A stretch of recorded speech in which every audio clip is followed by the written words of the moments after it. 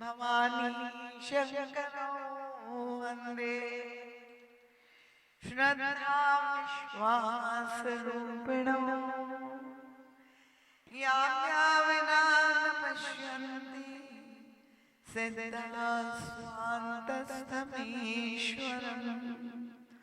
वंदे बोधमयं नित्यं गुरुं शङ्कररूपिणं यमाश्रितो हि वक्रोऽपि चत्र सर्वत्र वन्द्यते।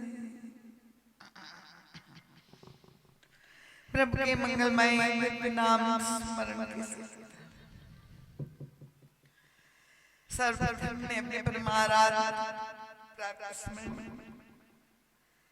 परम वंदनीय श्री सद्गुरुदेव भगवान की अत्यंत कृपामयी मंगलमयी तेजोमयी आनंदमयी प्रकाशमयी ज्ञान रसमयी दिव्य विराट उपस्थिति को यहाँ पर प्रत्यक्ष रूप से अनुभव करता और श्री सद्गुरुदेव भगवान के परम कल्याण दिव्य पुनीत पाद अपनी प्रणति अर्पित करते हुए गुरु चरणों में साष्टांग दंडवत प्रणाम करती हूँ और यही प्रार्थना करती हूँ आप ही का एक अत्यंत लघु यंत्र बनकर आप का संदेश सभी भक्तों के समक्ष रख सकूं, ऐसे बल बुद्धि विद्या और विवेक देने के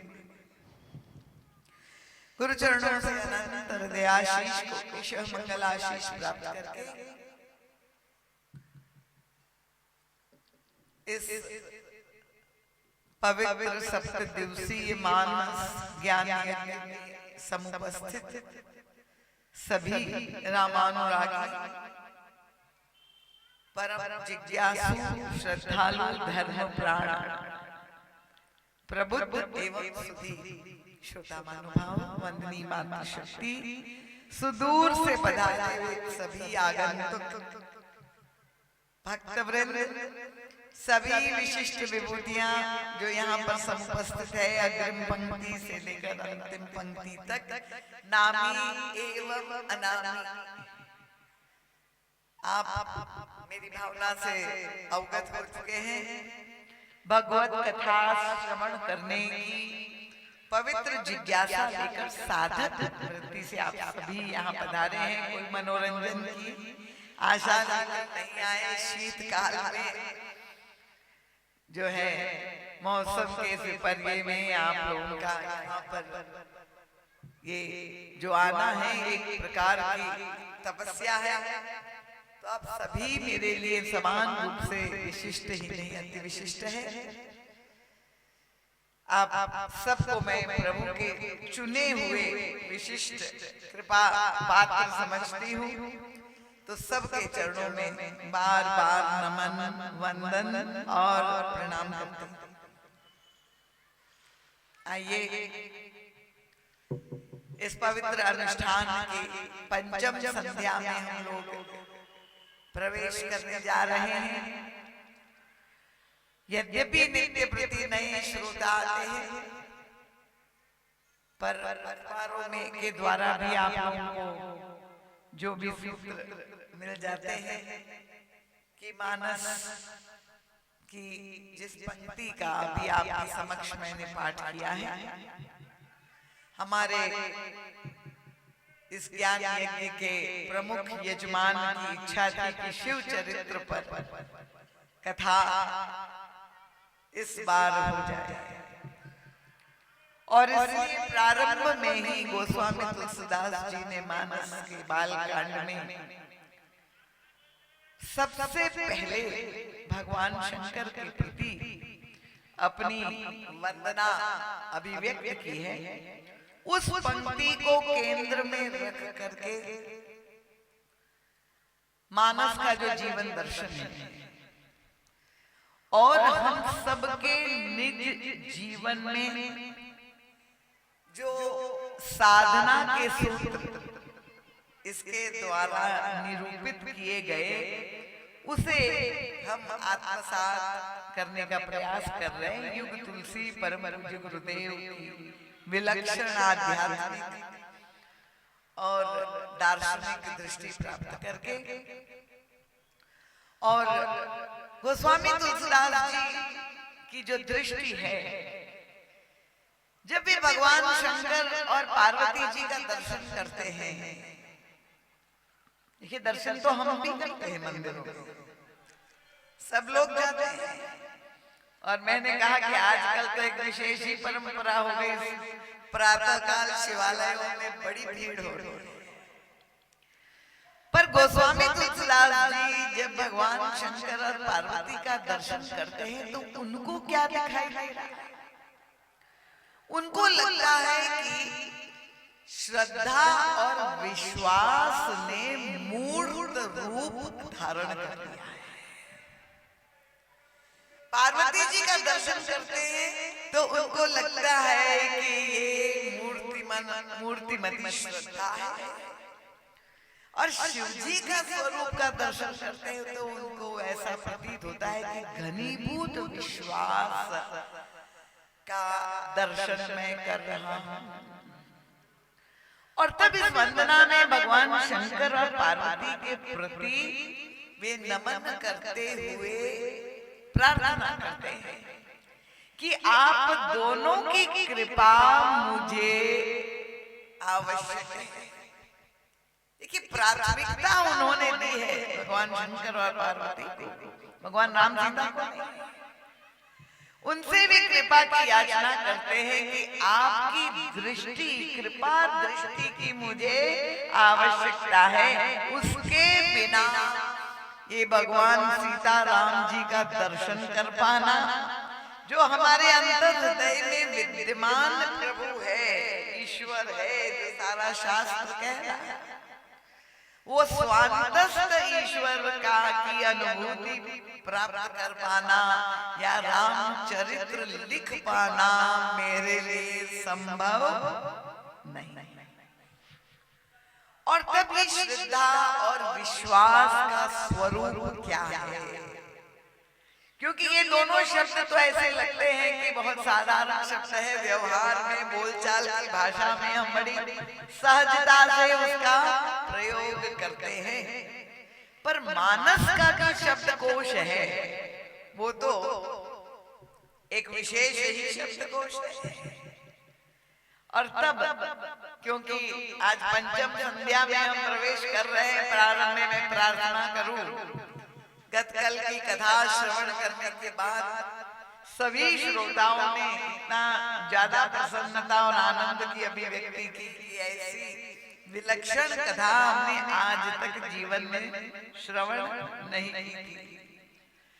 पर उसके लिए मैंने आपसे जो पहले ही प्रार्थना करूं कि मन शरीर से केवल उपस्थिति ना हो दर्ज कि हमारी हाजिरी हो गई, आप शरीर के साथ मन लगाएं और इसमें अगर प्रसंग में अपनी बुद्धि जो प्रभु ने हमको दी है बुद्धि को पिरो करके, और अगर चित्त में समाधिस्थ होकर के श्रवण करेंगे तो मुझे विश्वास है कि ये जो मार्मिक प्रसंग है, और युग तुलसी ने जैसे पूरे मानस का मंथन करके वह अनूठे दिव्य रहस्य निकाल करके हमें प्रदान किए हैं, उसे समझने में कठिनाई भी नहीं होगी और रसानुभूति भी आपको साथ में।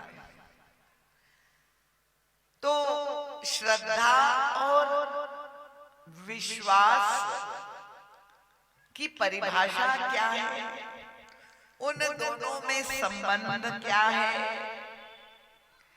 उनके हमारे जीवन में उसका प्रादुर्भाव कब होता है, कैसे होता है, क्योंकि उसके बिना साधना संभव है ही नहीं।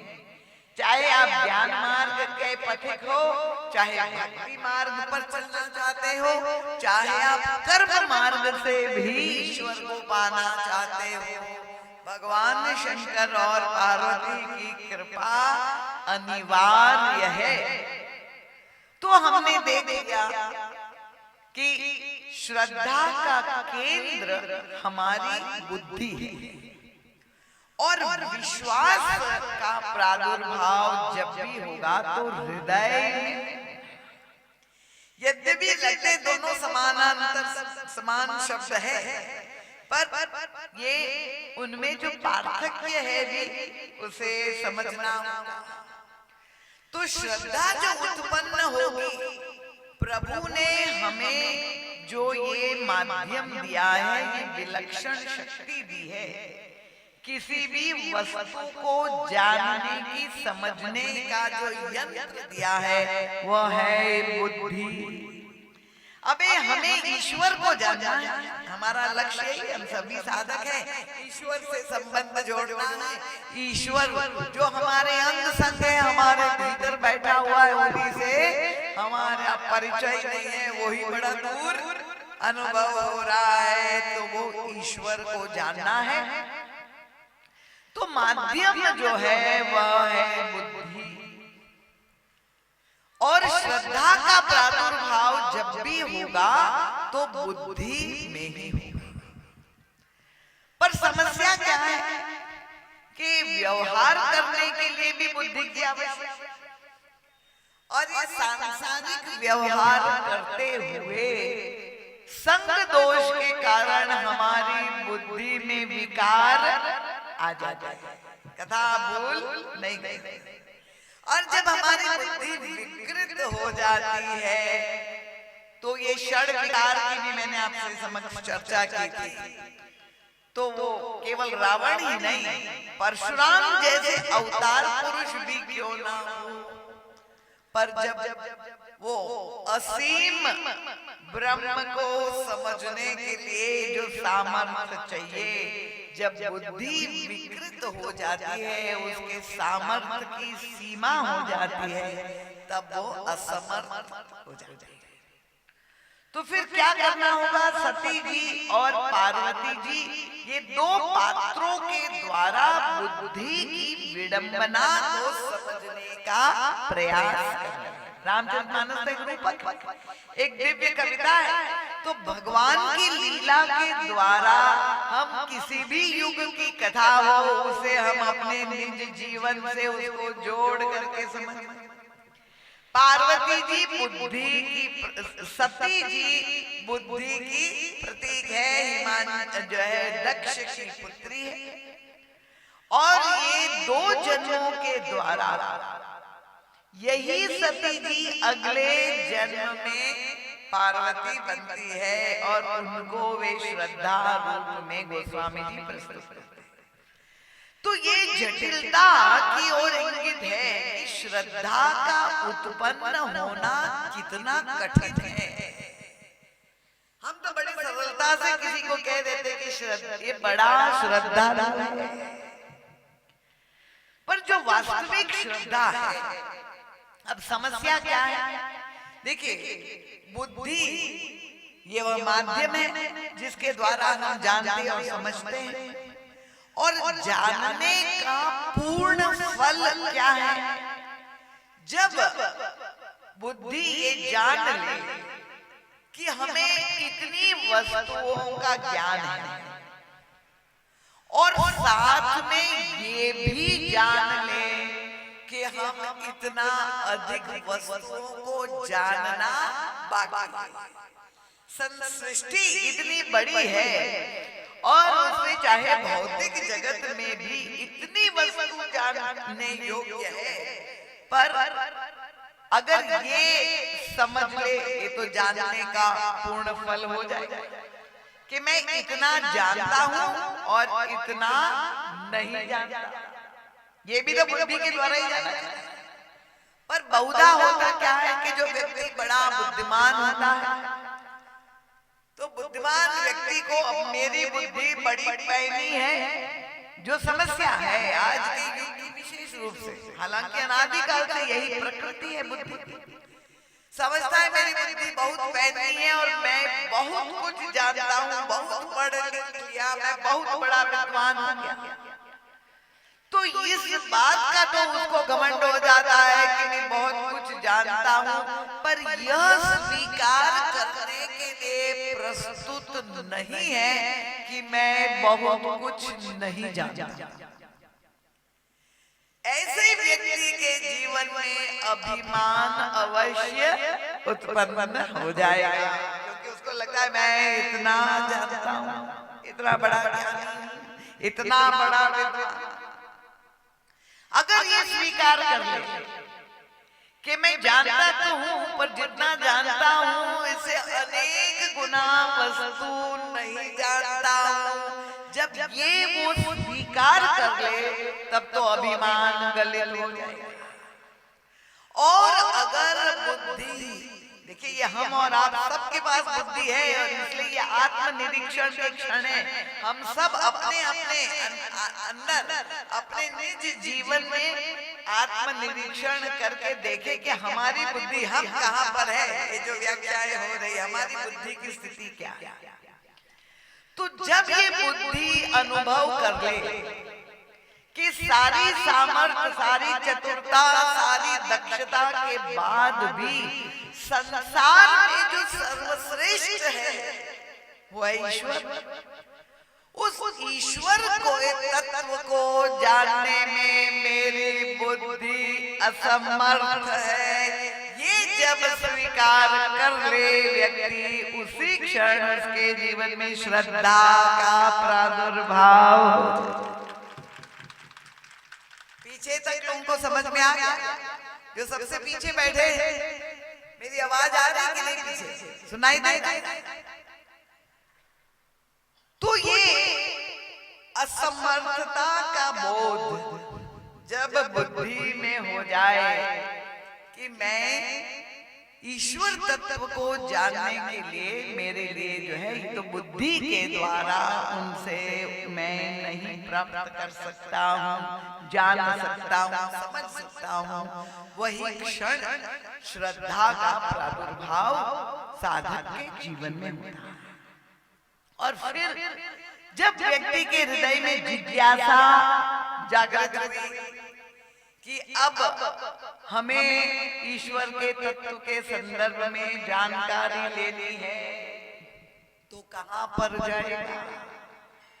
तो शास्त्र ने कहा कि वो महापुरुषों के, संतों के चरणों में बैठ करके और जिज्ञासा व्यक्त करके, क्योंकि वो ज्ञान प्राप्त करना चाहता है, और वह ज्ञान कोई सांसारिक ज्ञान नहीं है। जो ज्ञान किसी भी पुरुषार्थ के द्वारा प्राप्त नहीं हो सकता है, वो ब्रह्म ज्ञान उसको पाना है, ब्रह्म विद्या उसको पाना है। देखिए विद्या दो प्रकार की, एक है पराविद्या और एक है अपराविद्या। अब सांसारिक विद्या जो भी जानकारी, ज्ञान संसार का, व्यवहार का, इस भौतिक जगत का है, उसको भी अगर आपको पाना है तो भी आपको किसी न किसी गुरु के चरणों में बैठ करके ही सीखना पड़ेगा, जानकारी लेनी। तो फिर जब तुम्हें ब्रह्म ज्ञान प्राप्त करना, देखिए कितनी छोटी सी बात है। ये बात मैं इसलिए कह रही हूँ कि मेरे पास जो कई प्रश्न आए हैं उसका समाधान भी साथ में देना चाहता हूँ कि चिकित्सा विज्ञान में ये बताया गया, जब कोई व्यक्ति अस्वस्थ होता है तो रुग्ण हो गया तो उसे डॉक्टर के पास जाता है, डॉक्टर औषधि देता है। अब कई लोग कहते हैं डॉक्टर की फीस ना देनी पड़े तो सोचते केमिस्ट की दुकान में चले जाए, वहाँ सारी औषधि मिलती है और वो औषधि आप अपने जैसी जानकारी है उसे ले करके आप अपनी चिकित्सा कर लीजिए। यद्यपि वहाँ चिकित्सा शास्त्र में के अनुसार जो नियम है, प्रत्येक दवाई की बोतल पर लिखा है कि चिकित्सक के परामर्श से ही लेना चाहिए। To be taken only under the physician's direction। अपने आप अगर अपने लिए आप दवाई का चुनाव करेंगे तो खतरे से खाली नहीं। तो शरीर की रुग्णावस्था के लिए अगर कोई डॉक्टर की आवश्यकता है। महाराज जी के एक शिष्य थे, संस्मरण मुझे याद आ गया, समझना आपको सरल हो जाए। पढ़ रहे थे वो, IAS की तैयारी कर रहे थे और बड़े मेधावी छात्र थे इलाहाबाद विश्वविद्यालय में, और उन्हें अपनी सिलेबस के अलावा जो है और भी पढ़ने का, पुस्तकें पढ़ने का उनका जो है हॉबी थी, पसंद था। तो उन्होंने एक दिन जो चिकित्सा विज्ञान की किताब खोल ली और पढ़ने लगे। अब पढ़ते हुए किसी एक रोग के बारे में सारे लक्षण पढ़ते पढ़ते जब तक पूरा किया, वो इतने घबरा गए, इतने आतंकित हो गए, उनको लगा ये जितने लक्षण रोग के लिखे हुए ये तो सब मेरे अंदर है। अब उसको लगा कि भैया मेरे को तो ये रोग हो गया। विद्यार्थी अवस्था में थे, उनको परिचित डॉक्टर थे, उन्होंने फोन करके शाम के समय अपॉइंटमेंट ले ली, डॉक्टर साहब के पास पहुंच गए और बस वही मानसिक तनाव के मैं तो रोगग्रस्त हो गया। डॉक्टर से जाके उन्होंने सुनाया, भले मानुस दिखाना चाह रहे कि मैं कितना बड़ा विद्वान हूँ, तो डॉक्टर से सीधे ये कह सकते थे कि मुझे ये लक्षण है, पर उसको लगा मैं दिखाऊं दूंगा। डॉक्टर साहब मुझे ये रोग हो गया, निदान भी कर दिया। और जैसे ही सुना तो डॉक्टर साहब खूब खिलखिला के हंसने लगे। अब जब डॉक्टर हंसने लगे तो इसको और बुरा लगा कि डॉक्टर के पास जा रहे हैं, उनसे तो हम आशा करते हैं कि वो हमारे प्रति संवेदना सहानुभूति व्यक्त करे, और डॉक्टर साहब हंस रहे हैं। डॉक्टर साहब ये तो आपसे अपेक्षा नहीं थी, हम इतने कष्ट में हैं, इतना बड़ा रोग मुझे हुआ है और आप हंस रहे हैं हमारे। तो डॉक्टर साहब ने धीरे से कहा, भले मानुस जिस रोग का तुमने नाम लिया वो तो केवल महिलाओं को होता है, पुरुषों को तो होता है। इसका मतलब क्या हुआ कि पुस्तक से आप पढ़ ले। वो एक व्यक्ति ने महाराज जी से, एक बालक ने पूछा था, क्योंकि आजकल का जो युग है 21वीं सदी में हम बैठे हुए हैं, उनका कि महाराज जी सारे ग्रंथ भरे हुए हैं, वेद पुराण शास्त्र सब कुछ तो पुस्तकों में लिखा हुआ है, तो फिर गुरु की क्या आवश्यकता है? आपके भी बालक ये प्रश्न करते होंगे, और उन्होंने तो व्यंग में ये कहा कि गुरु क्या कोई बिचौलिया है? भाई कोई व्यापार करना है उसमें भी बीच में होता है, उनके कोई कमीशन एजेंट है। ये गुरु के बिना हमें ईश्वर की प्राप्ति नहीं हो सकती। अगर ज्ञान हमें पाना है तो पुस्तक से पढ़ करके और ज्ञान प्राप्त कर। तो महाराज जी ने बड़ी मीठी बात कही, अगर पुस्तक तुम्हें उस तक पहुंच जा सकती तो फिर ये गुरु शिष्य परंपरा की आवश्यकता ही नहीं थी, जो भारत वर्ष का गौरव है। अनादिकाल से जो गुरु शिष्य परंपरा चली आ रही है, तो पुस्तक में पढ़ करके जैसे इस व्यक्ति को भ्रम हो गया, पूरी संभावना है कि आप भ्रमित हो जाए। और देखिए शास्त्र तो है, धर्म शास्त्र जो है ये तो समुद्र है। अब आप जानते हैं कि माना यही जाता है कि एक दिन में जो साहित्य पूरे विश्व में छपता है, केवल एक दिन में, उस साहित्य को पढ़ने के लिए व्यक्ति का एक जन्म कम पड़ जाएगा। इतना साहित्य है, अनंत साहित्य है। तो आप कितना साहित्य, कितने ग्रंथों को पढ़ोगे, क्या क्या पढ़ोगे? एक छोटा सा जीवन और दुर्भाग्य से आजकल तो हम पढ़ने की भी परंपरा जो है वो तेजी से समाप्त हो रही है। कल ही हम अपने अंतरंग सेवक से पूछ रहे थे कि महाराज जी का सब साहित्य आया हुआ है, तो कितना साहित्य लोगों ने इतना पसंद कर रहे हैं, तो बड़ी निराशा की बात। इसका मतलब यही हुआ कि हमारी पढ़ने लिखने की ये परंपरा जो है वो समाप्त हो। हम लोग तो केवल मनोरंजन चाहते हैं, इतने तनावग्रस्त है, इतनी समस्याग्रस्त है, कथा में भी जाते हैं, मंदिर भी जाते हैं, तो केवल यही चमत्कार की कल्पना नहीं करके या कालक्षेप करने के लिए कि थोड़ी देर के लिए कथा में जा करके जो है कुछ ठुमका लगा दे, नाच गान हो जाए, संगीत हो जाए। इसलिए तो आप लोगों से मैं प्रणाम करती हूँ कि इस कथा में तो कोई मनोरंजन नहीं, पर आप इतनी संख्या में यहाँ आकर के श्रवण करते हैं तो निश्चित रूप से आप जिज्ञासु सा। तो महाराज जी ने कहा कि आप पुस्तक पढ़ करके विद्वान बन सकते हैं, पर विद्यावान अगर बनना है तो जब तक आप गुरु चरणों में नहीं बैठेंगे तब तक आप विद्यावान नहीं बन सकते। दोनों का अंतर क्या है? रावण के लिए कहते हैं कि बड़ा विद्वान हमारी पवित्रा जी, पर श्री हनुमान जी महाराज के लिए जब स्तुति करना था तो उनका विद्यावान गुणी अति चातुर राम काज करिबे। तो ये दोनों में जो अंतर है ये समझना बहुत आवश्यक है कि ज्ञान अगर हमें प्राप्त करना है।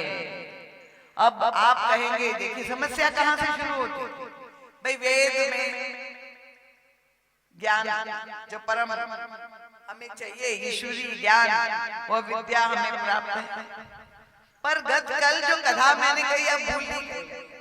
अब वेदों की संख्या कितनी है? 4। चलो बहुत अच्छा। आज हमारे अरुण जी का जन्मदिन है तो उनको भी बहुत बहुत आशीर्वाद और मंगल कामना देते हुए देखिए बिल्कुल सजग श्रोता। तो सनातन धर्म की विडंबना हमारी जो समस्या है कितनी, अन्य जितने भी ग्रंथ है धर्म है, इस्लाम धर्म में तो एक ही ग्रंथ है कुरान है। अगर क्रिश्चियन धर्म की बात करें तो वहां भी एक ही ग्रंथ है बाइबल। पर हमारे यहाँ समस्या क्या है कि वेद है परम प्रमाण जिसे माने गए, उनका ग्रंथ कितने? उनका 4 है, श्रुति 4 है। अभी चारों वेद में जो लिखा हुआ है, अगर कोई वेदज्ञ हो, पहले तो भाषा ही संस्कृत नहीं आती हमें तो क्या हम अध्ययन करेंगे, पर परस्पर विरोधी बातें पढ़ने को मिलती है और इसलिए व्यक्ति समझ ही नहीं पाता। कल धर्म को लेकर भी मैंने यही बात रखी थी। तो वेद भी आदर्श नहीं, किस पुस्तक को पढ़े तो अच्छा, श्रुति नहीं तो स्मृति पढ़े। तो स्मृतियां भी एक दो नहीं 108। अब 108 स्मृतियों में किसको महत्व दे, तो फिर क्या किया जाए? तो वेद व्यास जी के पास गए, उनका बड़ी समस्या है, श्रुतिर विभिन्ना स्मृत्यश्च भिन्ना। तो करे क्या? उनका महाजनो येन गतश्च। आप ही ग्रंथ को छोड़ दीजिए, महापुरुषों का अनुगमन करें, जो वो कहते हैं उसका अनुगमन करें। पर महापुरुष भी अगर कोई एक हो तब तो करे। यहाँ तो महापुरुष की संख्या इतनी अनंत है, तो फिर किसका हम अनुगमन करें? और सब परस्पर विरोधी बातें। अभी इस समय इंदौर शहर में देख लीजिए कितनी जगह पे कथाएं चल रही है, और जहाँ जहाँ जो भी कोई शिव पुराण कर रहा हो या कोई भागवत कर रहा हो या कोई मानस कर रहा हो, कोई गीता कर रहा हो, जो भी सब अपनी अपनी मति के अनुसार भिन्न भिन्न व्याख्या कर रहे हैं। अब अगर एक श्रोता हर जगह अलग अलग जा करके और अलग अलग बातें सुने तो उनकी स्थिति क्या?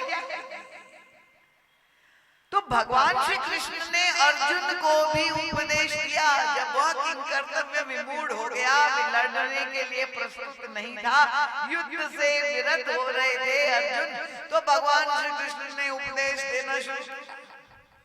और उपदेश भी एक ही योग का उपदेश दिया होता तो बहुत अच्छा था, पर वहां भी भगवान कृष्ण एक के बाद एक योग, ज्ञान योग, भक्ति योग, कर्म योग, सांख्य योग, 18 अध्याय, और फिर सीधे सुना करके अर्जुन पर छोड़ दिया कि अर्जुन यथेक्षसी तथा कुरु, तुम्हें जो अच्छा लगे वो करो।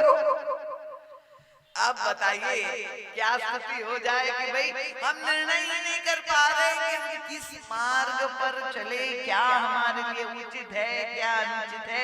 और तब अर्जुन की स्थिति क्या है? तुरंत ही भगवान श्री कृष्ण ने उन्होंने कहा, व्यामिश्रेणैव वाक्येन, प्रभु मेरी बुद्धि की स्थिति क्या है? बुद्धिर्विकुंठिता नाथ समाप्ता माम युक्तया। प्रभु मैं तो भ्रमित हो गया, मैं निश्चय नहीं कर पा रहा हूं मुझे क्या करना चाहिए। और तब अर्जुन के मुख से जब ये निकला, शिष्यस्ते हम शादिमां त्वां, मैं आपका शिष्य बनकर, तो ये प्रस्तुत होना, इसलिए महापुरुष तो बहुत है, पर तब आवश्यकता पड़ती है सद्गुरु की। व्यक्ति के जीवन में मार्गदर्शक मेरे लिए उचित कौन है, और गुरु के चरणों में जा करके जब गुरु दीक्षा देते हैं, देखिए शिक्षा में और दीक्षा में बहुत अंतर है। ये दोनों में अंतर आप जानते हैं क्या है? शिक्षा जो दी जाती है वो तो सबको दी जाती है, पर दीक्षा किसको दी जाती है? उनको सुपात्र को ही दीक्षा दी जाती है, गुरु जिसको उचित समझ।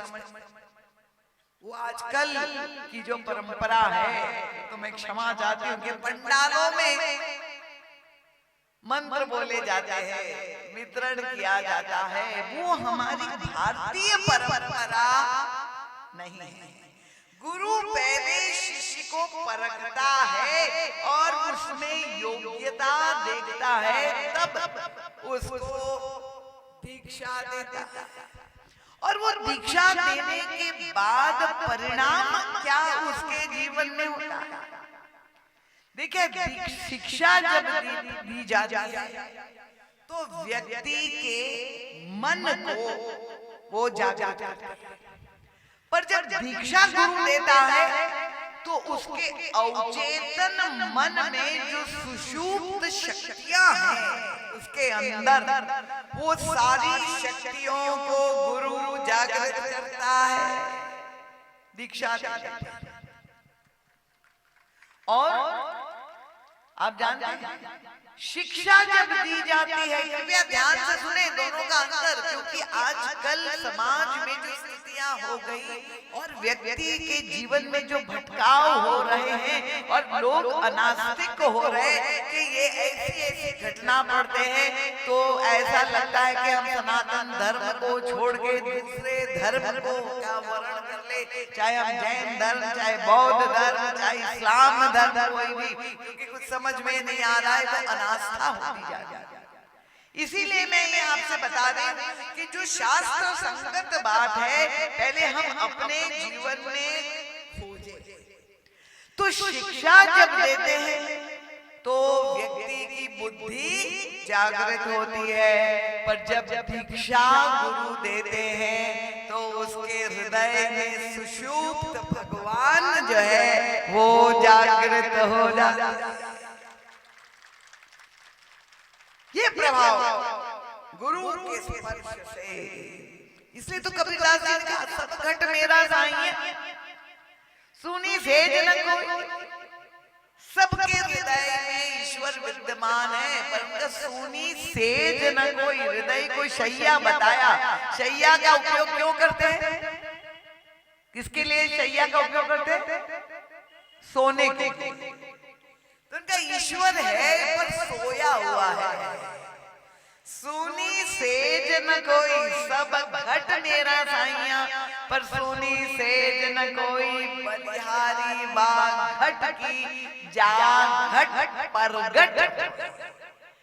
तो संसार के लोगों, सभी जितने लोग संसारी लोगों के हृदय में ईश्वर विद्यमान है, पर सोया हुआ है। धन्य वह व्यक्ति है जिनके हृदय में वो जागृत हो गया है। गुरु दीक्षा का फल उसके जीवन में घटित हो। तो ये जो अंतर है शिक्षा में और दीक्षा में, तो गुरु का जो कार्य है कि वह अपने शिष्य का निर्माण करता है,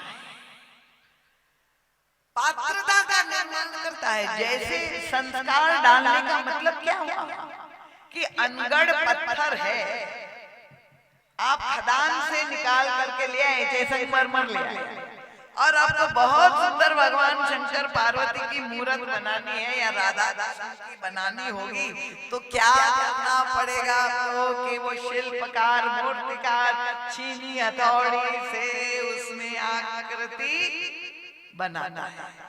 और जितनी सुंदर तराशेगा, इतनी सुंदर दिव्य आकृति निखर करके उसमें से आया। तो ये गुरु एक शिल्पकार है, मूर्तिकार है। इसलिए गोस्वामी तुलसीदास जी ने भी कहा, कबीरदास जी ने भी यही कहा, ये गुरु कुम्हार सिख कुंभ है। ये कुम्हार क्या कहता है? घट का निर्माण करता है। तो हमें ब्रह्म ज्ञान प्राप्त करना है, तो उसके लिए पात्रता तो चाहिए। वो अलौकिक ज्ञान है, किसी भी तरह से अमृत तुल्य ज्ञान है, पर अगर घड़ा कच्चा है और अमृत से भरा हुआ कुआं आपको बता दे और आप अपने घड़े को अंदर डाल दीजिए वो अमृत ज्ञान निकालने के लिए, पर घड़ा अगर कच्चा है तो आपको ज्ञान मिलेगा? क्या होगा? पूरा गल जाएगा। इसीलिए जब तक आपको परिपक्वता में नहीं आती, तो गुरु ये निर्माण करता है जो है शिष्य का। और इसलिए मानस में भी गोस्वामी तुलसीदास जी ने ये परंपरा बताई, और गीता में भी वही परंपरा। ये मानस और गीता दोनों एक दूसरे के पूरक ग्रंथ हैं। हमारे गुरुदेव कहते थे कि मानस गीता अगर योग है तो रामचरितमानस प्रयोग है। तो इसलिए सूत्र में जो गीता में कहा गया वो सारी भगवान राम ने अपने चरित्र में व्याख्यायित कर दिया। और हमारे गुरुदेव का तो ये दावा था, किसी ने पूछा था एक पत्रकार ने, महाराज जी गीता की सर्वश्रेष्ठ टीका कौन सी है? और कई टीकाकारों का नाम लिया, क्योंकि महात्मा गांधी जी ने भी लिखी है, विनोबा जी ने भी लिखी, ज्ञानेश्वर संत ने भी लिखी, इतनी टीकाएं हैं गीता की। महाराज जी से पूछा सर्वश्रेष्ठ टीका क्या है? महाराज जी की दृष्टि कितनी विलक्षण, महाराज जी का सभी टीकाएं सुंदर है, सबने अपनी अपनी बुद्धि की जहां तक पहुंच है वो लिखा है, पर मेरी दृष्टि से गीता की सर्वश्रेष्ठ टीका रामचरितमानस है। क्या तात्पर्य? महाराज जी से उन्होंने पूछा, भाई गीता का उपदेश दिया गया द्वापर युग में, वो भी युद्ध के क्षणों में भगवान कृष्ण ने अर्जुन को दिया, और रामचरितमानस में जो वर्णन किया है तुलसीदास जी ने, वो तो एक युग पहले त्रेता युग में भगवान राम का अवतार हुआ, और वो रामावतार की लीला का वर्णन रामचरितमानस। तो एक युग बाद कृष्ण ने गीता का उपदेश दिया है भगवत गीता के रूप में। और आप कह रहे गीता की टीका सबसे श्रेष्ठ रामचरितमानस है। परम पूज्य महाराज ने कहा यही तो समझने का सूत्र है कि भगवान राम और कृष्ण दोनों एक ही है। पर भगवान कृष्ण ने उपदेश देने से पहले एक युग पहले रामावतार में उन सारे उपदेशों को स्वयं चरितार्थ करके दिखा दिया। उसके बाद उपदेश दिया। और इसीलिए वो जो उपदेश है वो अत्यंत मार्मिक है। क्योंकि अगर मंच पर बैठ करके हम उपदेश दे, हमारे जीवन में हमारी जो है करनी और हमारी मंच पर कथनी, ये दोनों में अगर अंतर है कथनी में और करनी में, तो वह उपदेश का प्रभाव लोगों पर वैसा नहीं पड़े। और इसलिए हमारे परम आदरणीय प्रधानमंत्री जी जय माननीय नरेंद्र जी मोदी पूरे विश्व में सभी जगह जा करके गीता का प्रचार पूरे विश्व में कर रहे हैं। उसको एक राष्ट्रीय ग्रंथ के रूप में घोषित भी कर दिया है। और निश्चित रूप से इसका स्मरण आ गया तो आज हमने सुना है कि हमारे प्रधानमंत्री जी की पूज्य माता जी जिन्होंने उनको ये संस्कार दिया, उन्हें ये योग्यता भरी, वो मातृशक्ति जिन्होंने एक ऐसी विलक्षण जो है विभूति को जन्म दिया, उनके प्रति भी ये व्यासपीठ से मैं नमन करते हुए श्रद्धा व्यक्त करती हूँ। और आप सब लोगों को जो है यही प्रार्थना करनी चाहिए कि वो तो एक दिव्य देवी थी, ऐसी आदर्श, तो ऐसा पुत्र रत्न उनको प्राप्त हुआ।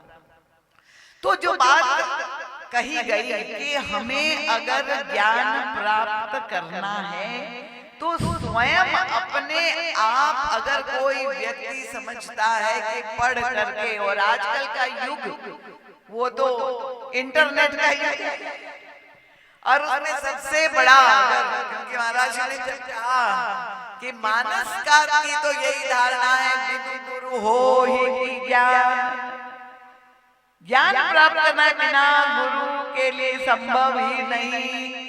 तो उस बालक विवेक नाम के बालक ने महाराज जी को कहा कि सबसे बड़ा गुरु तो गूगल है। तो ये गूगल बाबा जो है वो इतने लोकप्रिय है, कोई भी जानकारी हमें लेना है तो तुरंत ही आजकल के बच्चे कहते हैं अरे अभी आप चिंता मत करें, अभी अभी फोन में पता कर लेते हैं, गूगल बाबा से प्रश्न कर लेते हैं। और ये गूगल बाबा क्या शिक्षा दे दे, जय अब मैं क्या आपको सुनाऊं, हमें तो इतनी तरह तरह के अनुभव होते हैं। तो अगर हमें ज्ञान प्राप्त करना, वो स्वामी के गुरु बिनु भवनिधि तरई की कोई जिमी विरंची शंकर सब होए। प्रभु ने कहा कि बिना गुरु, ये गुरु का महत्व कितना अधिक हमारे शास्त्र ने बताया है, और दीक्षा का क्या मतलब है। और क्योंकि ये श्रद्धा की ही चर्चा चलती रहेगी कि थोड़ी विश्वास की भी चर्चा कर ले।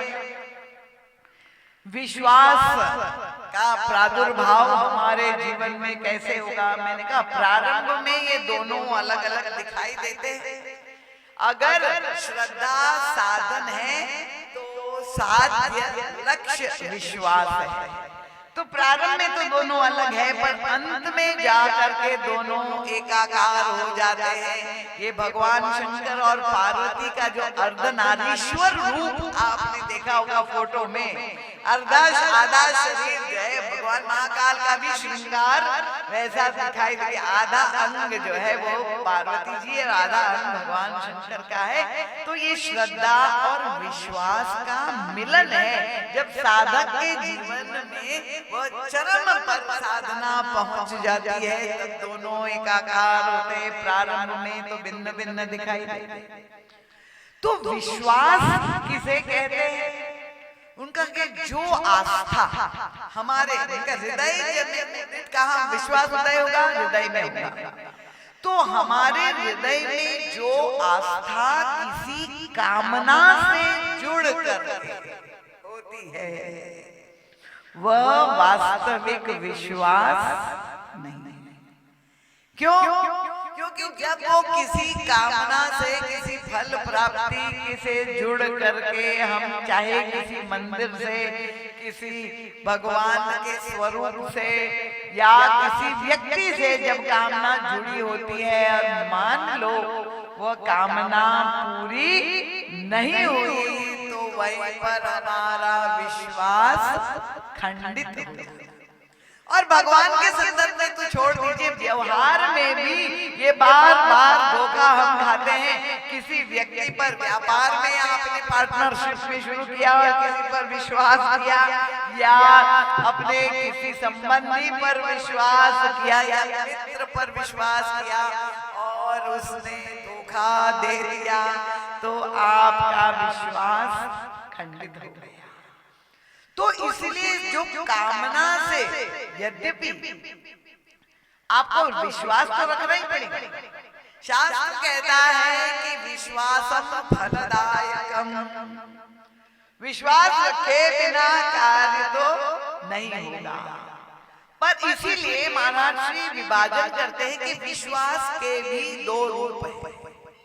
दो रूप क्या है उनका? एक विश्वास है जिसको माना हुआ विश्वास है, और दूसरी कक्षा है जाना हुआ विश्वास। कितने प्रकार के विश्वास है? दो प्रकार के। चैतन्य श्रोता चाहिए मुझे, यहाँ कोई प्रसाद के प्रलोभन से आ रहे हुए श्रोता नहीं है, सब कथा प्रसाद, ज्ञान प्रसाद पाना चाहता है। एक विश्वास है माना हुआ, दूसरा जाना हुआ। अब माना हुआ विश्वास क्या है? मैंने जैसे कहा कि जब आप अपने बालक को विद्यालय में पढ़ने के लिए भेजेंगे और जब शिक्षा देगा शिक्षक, तो पहला उनको अक्षर ज्ञान देना कठिन तो नहीं हो रहा है ना, सबको समझ में आ रहा है।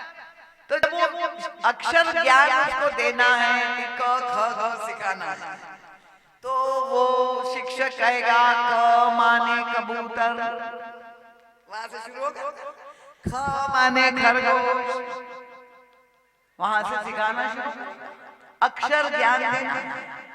अगर कोई ब्रह्म ज्ञानी वहां आ जाए और वो कहे बताइए क्या ये गलत विद्या वो दे रहे?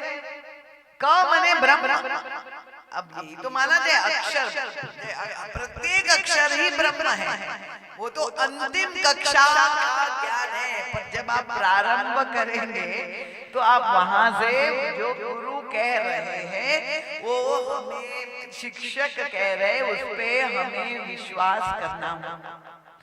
पर ये जो माना हुआ विश्वास है उसके साथ भी यही संभावना है कि वो अस्थाई है, क्योंकि हमने हृदय से मान लिया है। जब तक वो जाना हुआ विश्वास नहीं हो जाता तब तक उस विश्वास में स्थायित्व नहीं आना। तो प्रारंभिक कक्षा है माना हुआ विश्वास और अंतिम कक्षा है जाना हुआ विश्वास। मानस में गोस्वामी जी भी यही चौपाई कहते, उत्तरकांड में काकभूषुंडी जी और गरुड़ का संवाद है। जब उन्होंने प्रश्न पूछा उनका भगवान की भक्ति कैसे सुदृढ़ हो, ये प्रश्न पूछा, तो उनका भक्ति के लिए विश्वास परम आवश्यक है। नीव है बिनु विश्वास भगत नहीं, तेहि बिनु द्रवई राम, और राम कृपा बिनु सपने हो जीवन ले। तो ये विश्वास कैसे बनेगा सुदृढ़? तो उन्होंने कहा जाने बिनु न होई प्रतीति, बिनु प्रतीति होई नहीं प्रीति, और प्रीति बिना नहीं भगति दृढ़ाई, जिमि खगपति जल की चिकनाई। ये साधना का क्लास है। ऐसे एक एक कक्षा में जो साधक ब्रह्म ज्ञान ईश्वर का दर्शन पाना चाहता है, वो श्रद्धा और विश्वास से लेकर के कैसे वो आगे बढ़ेगा। तो अब जानेगा कैसे? क्योंकि माना हुआ विश्वास को जाना हुआ बनाना है। अगर फिर भगवान श्री कृष्ण उसकी पद्धति भगवत गीता में कहते हैं। कल हमारे अर्जुन जी कह रहे कि दीदी माँ आपकी तो कथा में भागवत भी आ जाता है, गीता भी, महाभारत, रामायण सब कुछ आ जाता है। मैंने कहा इसी सर्वत्र से दृष्टांत दे करके ताकि आपको वो कठिन जटिल सूत्र भी सरल हो जाए समझने के लिए, इसलिए वो आपको बोधगम्य हो। तो भगवान श्री कृष्ण ने अर्जुन से कहा, हे अर्जुन, तुम्हें अगर ये जानने की इच्छा है तो उसके लिए एक पद्धति का तुम्हें पालन करना होगा। ज्ञान प्राप्त करना है, महापुरुष के चरणों में बैठ करके, संत सद्गुरु के चरणों में बैठ करके ज्ञान प्राप्त करने का उसकी पद्धति है। ऐसा नहीं कि तुम सीधे चले जाओ। एक बार मुझे याद है हमारे गुरुदेव बंबई में कथा चल रही थी और सुबह मॉर्निंग वॉक करने के लिए गुरुदेव चौपाटी के वो जो सड़क पे समुद्र तट पर हम जा रहे थे, एक सामने से आया व्यक्ति दौड़ता हुआ, प्रणाम किया, गुरुजी आप मुझे अपना शिष्य बना देंगे? महाराज जी ने कहा बस अब यही स्थान है, मॉर्निंग वॉक पर चलते चलाते आप मुझे अपना चेला बना दीजिए। तो हम लोग तो इस तरह के चेले चाहते हैं, चलता फिरता हमें मिल जाए कोई बड़ा, बहुत बड़ा नाम, बहुत बड़ा व्यक्ति, गुरु और स्टेटस सिंबल में हम डाल दे अपने फोन के भला भला हमारे गुरुदेव। भगवान श्री कृष्ण ने कहा, हे अर्जुन, अगर तुम्हें वो ब्रह्म ज्ञान पाना है तो तुम्हें इस विधि का पालन करना होगा। क्या होगा? तद्विधि प्रणिपातेन परिप्रश्नेन सेवया। 3 कक्षा बताई। क्या है उनको? सबसे पहले महापुरुषों के पास कैसे जाना चाहिए। आपको ज्ञान प्राप्त करने के लिए, देखिए महापुरुषों के पास कई उद्देश्यों से लोग जाते हैं। मैं उन लोगों की बात नहीं कर रही हूँ क्योंकि वो तो हर इतने समीकरण है उसके तो बात रखी जाए, क्योंकि जीव मात्र कामना युक्त है, स्वार्थी है, और इसलिए वो तो तरह तरह के समीकरण लेके महापुरुषों के पास जाता है। पर जो मुमुक्षु है, जो साधक है, जो इस मनुष्य जीवन को सार्थक करना चाहता है, जो ब्रह्म ज्ञान पाना चाहता है, तो वो महापुरुष के पास किस विधि से जाना, भगवान कृष्ण ने अर्जुन को वो पद्धति बताई। उनका प्रणिपातेन, प्रणाम, सबसे पहले महत्व क्या दिया? प्रणाम करना चाहिए। अब आजकल तो किसी को अगर हाथ भी जोड़ दे रास्ते में करके तो समझते हैं कि बहुत बड़ा उपकार किया, कि हमने प्रणाम कर। और अधिक से अधिक जो है आए तो यहाँ व्यासपीठ तो कमल झुका दी तो समझ लिया कि प्रणाम कर लिया भाई। पर ये मर्यादा क्या है? महापुरुषों के पास किसी बच्चे ने पूछा, महाराज जी क्या हम प्रणाम नहीं करेंगे तो वो हमें ज्ञान नहीं देंगे क्या? और मान लो उन्होंने हमें शिक्षा दे दी और हमने प्रणाम नहीं किया तो क्या ज्ञान हमें हृदयंगम नहीं होगा क्या? भगवान श्री कृष्ण ने कहा है। क्यों कहा? अर्जुन प्रणाम, और प्रणाम कैसे करना चाहिए? उनका दंडवत प्रणाम। ये पहला सोपान है। जिसको ज्ञान पाना है, महापुरुष के चरणों में कैसे हमें प्रस्तुत होना है। दंडवत प्रणाम का मतलब लेट जाओ सीधे। हम तो केवल ऐसे ही झुकने में इतनी कठिनाई हो जाती है, और हम आपको क्या बताएं, क्योंकि हमने झुकना सीखा ही नहीं। एक घर में जो है हमारे यजमान, सही घटना आपको बता दें, नई नई शादी हुई थी और वो लड़की बड़ी पढ़ी लिखी जो है बड़े शहर से आई हुई थी।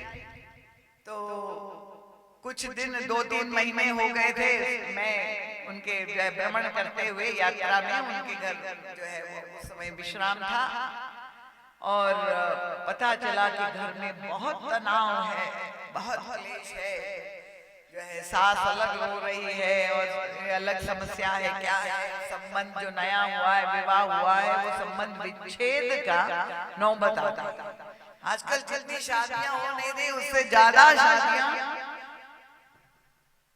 अब क्या बताए, ये भारतवर्ष में ये स्थितियां हो रही जहां हमारे दिव्य संस्कार संस्कृति है।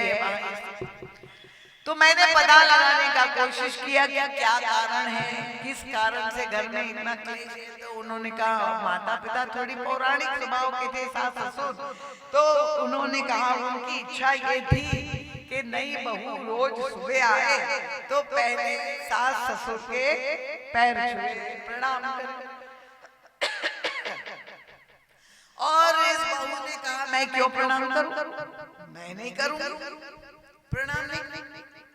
अब इस बात को लेकर के घर में इतना विवाद हो गया। उसने कहा मैंने तो अपने माँ बाप को प्रणाम नहीं किया जिसने मुझे जन्म दिया। वो लड़की ने कहा उन माता पिता को नहीं किया तो मैं सास ससुर को क्यों करूं। देखिए ये किसी एक घर की विभीषिका नहीं, आपके घर की भी यथार्थ हो सकता है। इसीलिए एक मान्यता जो क्या बताए उत्तर प्रदेश में भी है, मध्य प्रदेश में भी है, छत्तीसगढ़ में भी हो गई है कि कन्या से पैर नहीं छुआना चाहिए, लड़कियां पैर माँ बाप के नहीं छूती है। मैंने कहा क्यों नहीं छूती, तो उन्होंने कहा क्योंकि वो लक्ष्मी स्वरूपा है, उनसे पैर नहीं छुआना। तो मैंने कहा ठीक है, ये लक्ष्मी को पाल पोस करने आपने, क्योंकि आजकल विवाह तो सब लड़कियां स्वतंत्र पढ़ लिख के 28-29 साल तक हो जाता है, विवाह नहीं हुआ। अब इन लक्ष्मियों को आपने ऐसे संस्कार दिए कि 28-29 साल तक कभी झुकी ही नहीं, तो वो रीढ़ की हड्डी तो इतनी कड़ी हो जाती है। देखिए पुरुष वर्ग ज्यादा ताली बजा रहा है, आपने कभी झुकना सिखाया है? इसलिए मुझे तो लगता है कि इस परंपरा का बिल्कुल सामूहिक रूप से विरोध करना चाहिए। क्यों लड़कियों को आप झुकना नहीं सिखाएंगे, जो माता पिता सबसे अधिक प्रेम करते हैं उनके चरणों में नहीं झुकेंगे, क्योंकि अगर ये माँ बाप के पैर छुएंगे तो माता पिता तो आशीर्वाद ही देंगे, खूब आशीर्वाद देंगे हृदय से। पर वो वहां जब नहीं झुकी तो वो सास के सामने कहाँ झुकेगी।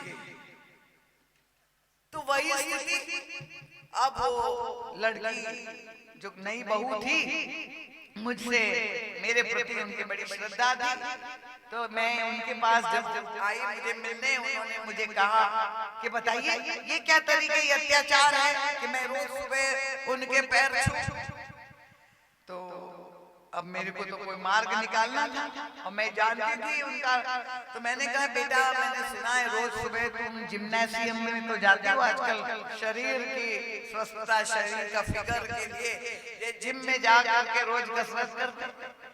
तो मैंने कहा तुम जिम में जा करके रोज सिटअप्स तो करती हो, कसरत करती हो, भाई शरीर सुडौल बना रहे और अपने पैर के अंगूठे पकड़ती हो रोज सुबह, तो ये समझ लो कि तुम एक और कसरत कर रही हो, सास का चरण नहीं छू रही हो, अपने पैर का अंगूठा पकड़ रही हो, यही समझ लो कसरत हो गई, झुक जाओ, उसमें क्या।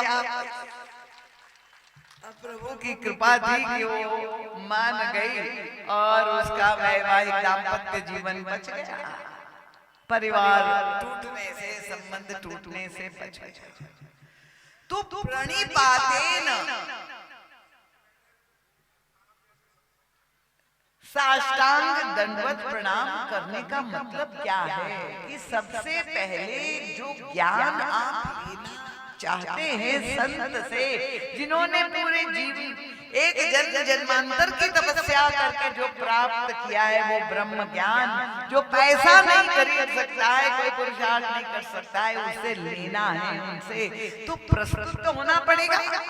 तो लेट जाकर के दंडवत प्रणाम करें, क्योंकि मैंने कहा कि जब वो ज्ञान लेना है तो माध्यम तो बुद्धि बनेगी, समझना है कोई भी वस्तु।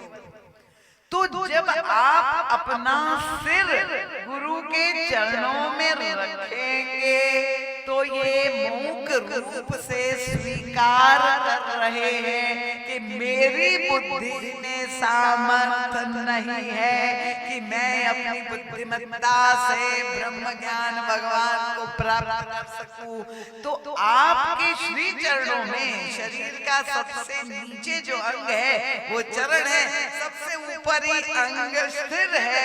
तो वो सिर आपके चरणों में रख देता हूँ कि स्वीकार कर रहा हूँ कि मैं असमर्थ हूँ और आपके प्रति मुझे पूर्ण श्रद्धा है कि आप हमारा मार्गदर्शन कर सकते।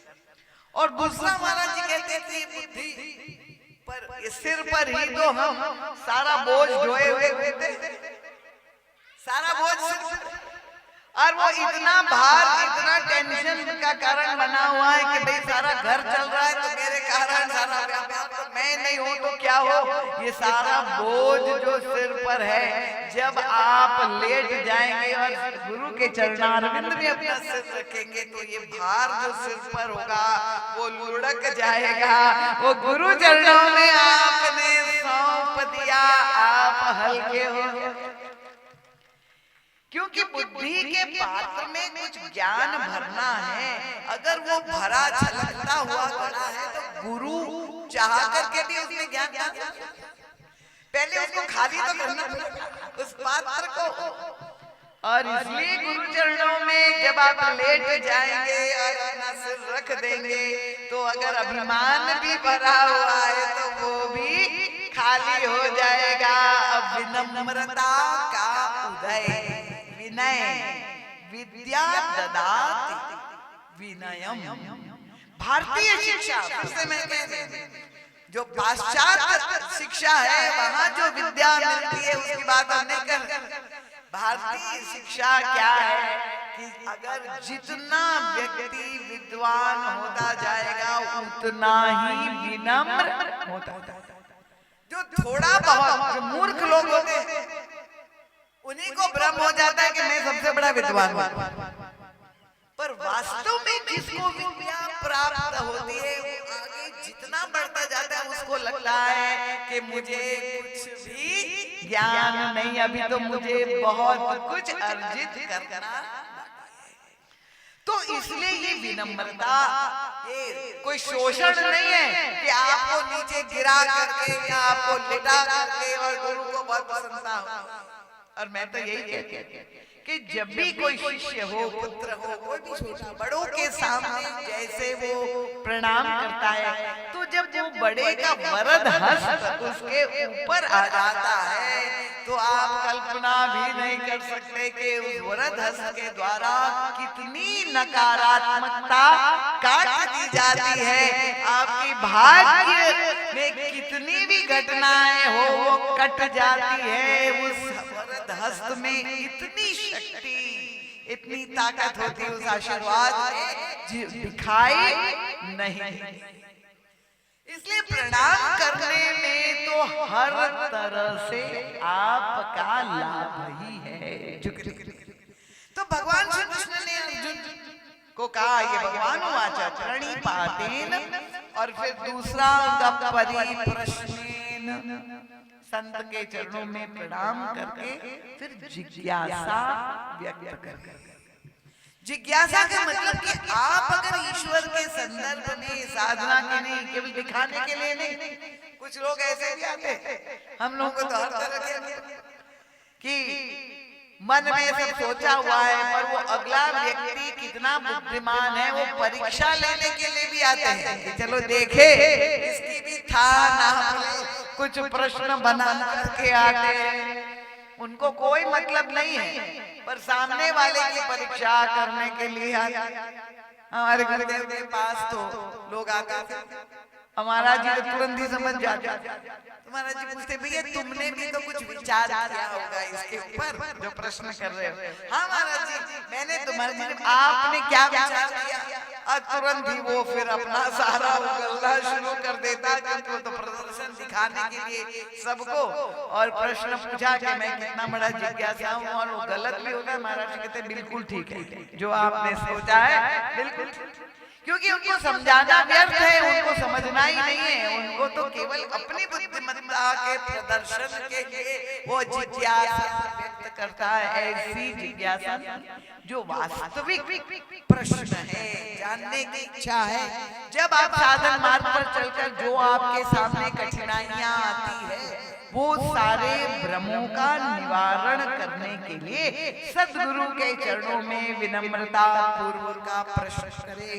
क्योंकि विश्वास हमने किया है पर वो माना हुआ विश्वास है, जब तक वो जाना हुआ विश्वास नहीं होगा तो कैसे ये होगा? क्योंकि हम कोई भी वस्तु को मानेंगे तो हृदय से ही मानेंगे, पर उसको जानेंगे कैसे?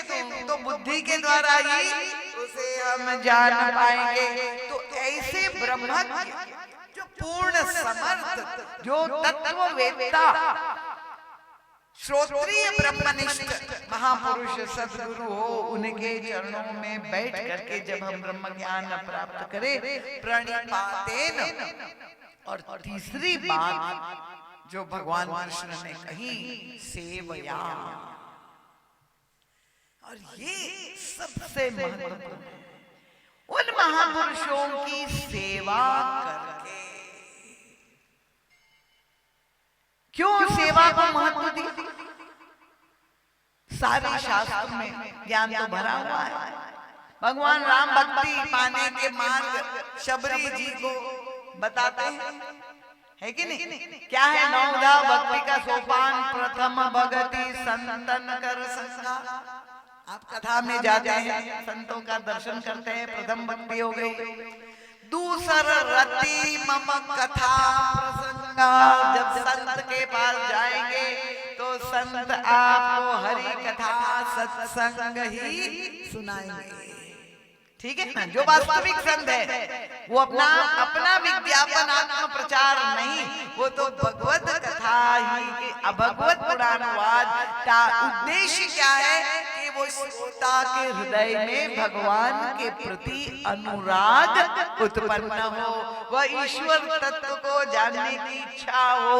इसीलिए भगवत पुराणवाद प्रभु का स्वभाव, प्रभु का स्वरूप, उसी की चर्चा करेंगे। तो दूसरा रति मम कथा प्रसंग, ये भी भगवान कृष्ण राम ने कहा। देखिए भगवान राम और भगवान कृष्ण एक ही बात कह रहे हैं, इसलिए मैं एक गीता और रामायण की बात कह रही हूँ, एक योग है तो एक प्रयोग। और फिर तीसरी भक्ति पर भगवान राम शबरी जी को उपदेश देते हुए क्या कहा? गुरु पद पंकज सेवा, तीसरी भगति अमान। गुरु की सेवा, और वो सेवा भी कैसे? अभिमान रहित होकर के सेवा करना है। तो सेवा क्यों महत्व दिया गया?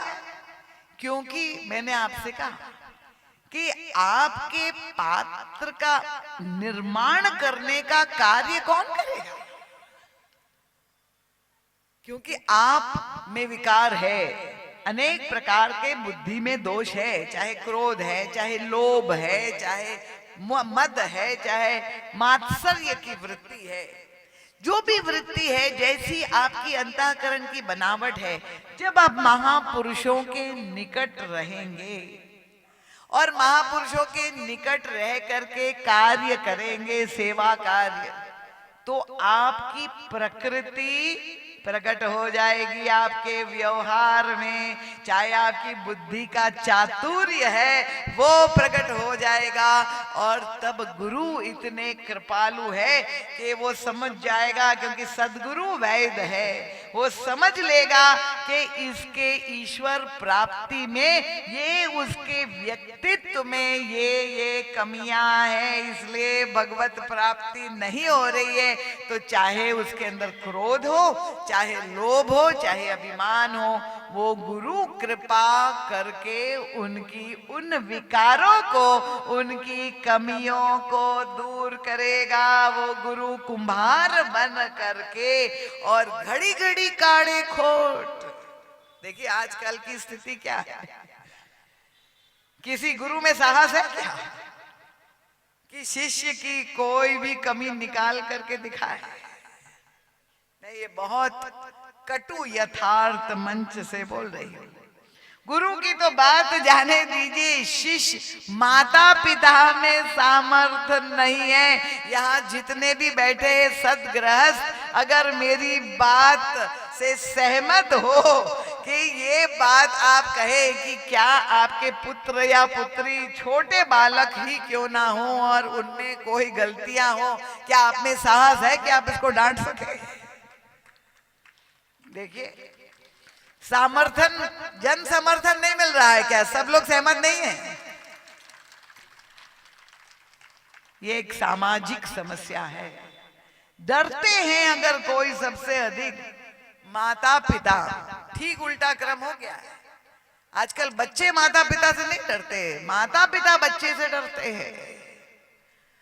तो जब उनमें सामर्थ्य नहीं, आपने जन्म दिया, आप उनको पाल रहे हैं, उनको सारे सुख संपत्ति सुविधा दे रहे, पर आपको वो यथार्थ समस्या, सत्य आपने जो अनुभव किया वो आप उनको बताने में डर रहे हैं। कहीं ऐसा ना हो घर छोड़ के चला जाए। सबसे अधिक माता पिता है, मेरी बुढ़ापे की छड़ी है, बेटा चला गया तो मेरा क्या होगा, कौन ध्यान रखे? इतने घबराते हैं।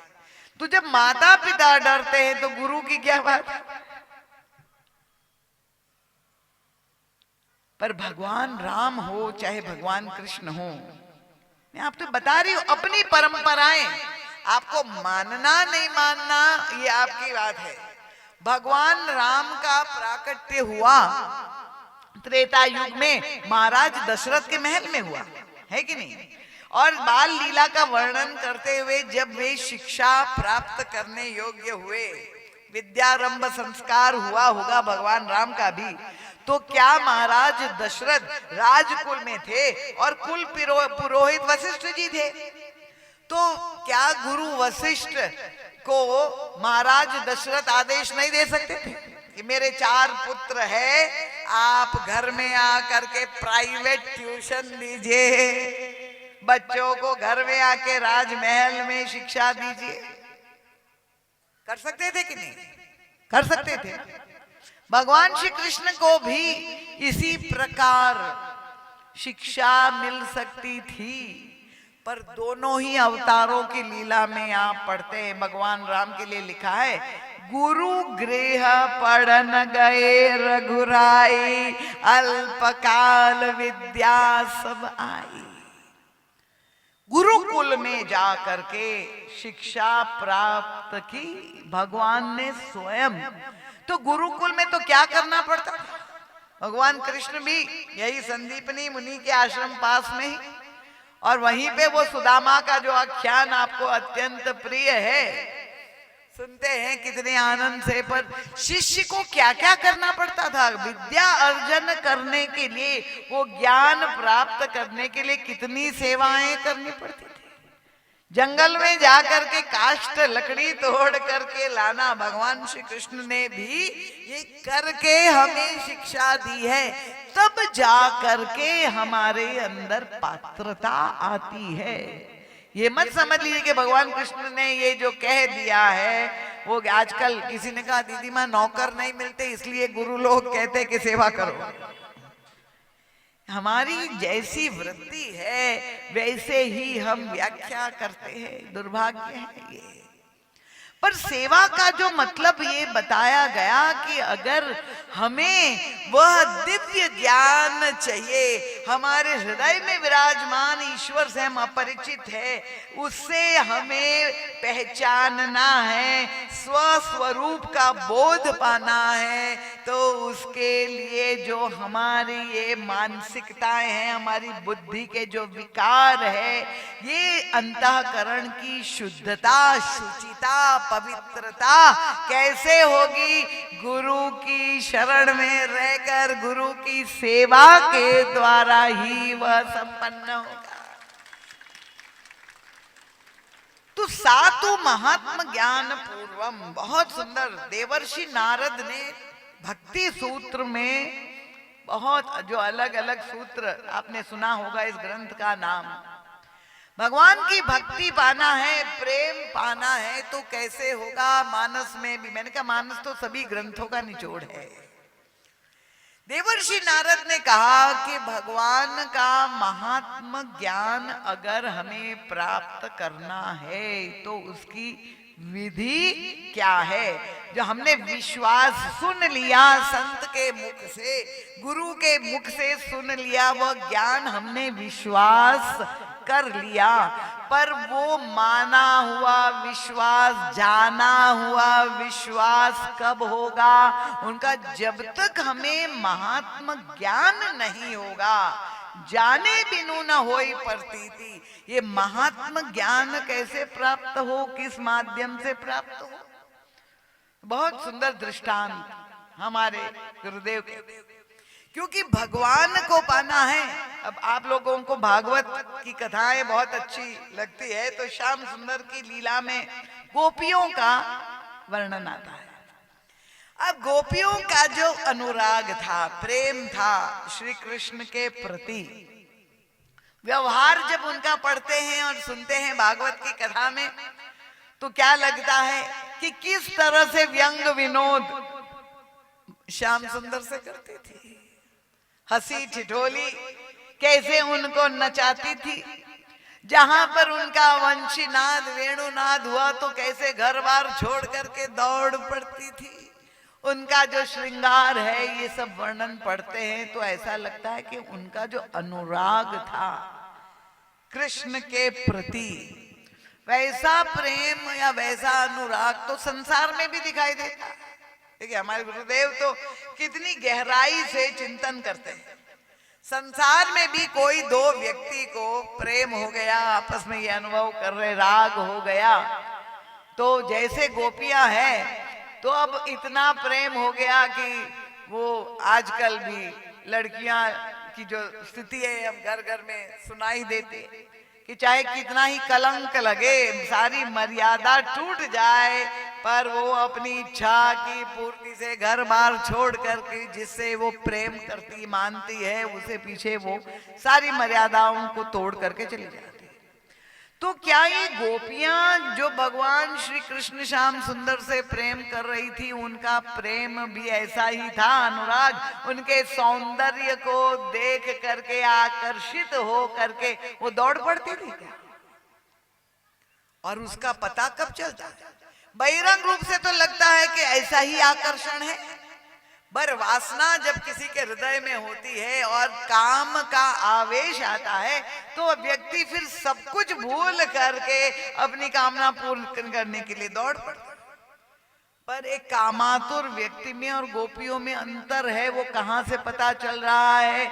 उनका जब महारास का वर्णन आता है दशम स्कंद में, आप लोगों ने सबने सुना, और भगवान श्याम सुंदर का वो दिव्य महाराज संपन्न हो रहा था, और एक गोपी एक कान दिव्य नृत्य ऐसा पूर्ण डूबी हुई थी, उस रस का आनंद ले रही थी भगवान श्री कृष्ण के साथ। अचानक भगवान श्री कृष्ण ने कौतुक क्या किया? रास मंडल से अंतर ध्यान हो गए। सुना है कि नहीं आपने महाराज?